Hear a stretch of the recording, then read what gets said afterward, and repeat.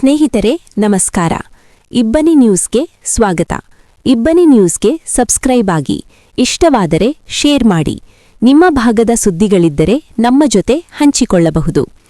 ಅಣಜಿಗೆರೆ ಗ್ರಾಮ ಪಂಚಾಯಿತಿಯಲ್ಲಿ ಗ್ರಾಮ ಪಂಚಾಯಿತಿ ಸದಸ್ಯರಿಂದ ಇನ್ನೂ 6 ತಿಂಗಳುಗಳ ಕಾಲ ಅವಕಾಶ ಕೊಡಿ.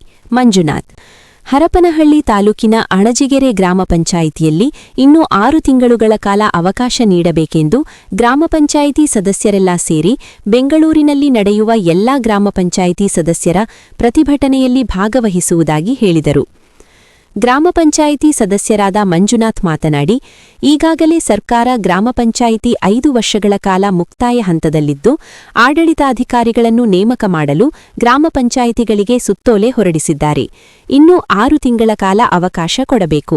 ನಮ್ಮ ಸರ್ಕಾರದಲ್ಲಿ ಅನೇಕ ಯೋಜನೆಗಳಿದ್ದು, ಆಡಳಿತಾಧಿಕಾರಿಯನ್ನು ನೇಮಿಸುತ್ತಿರುವುದು ವಿರೋಧವಾಗಿದೆ.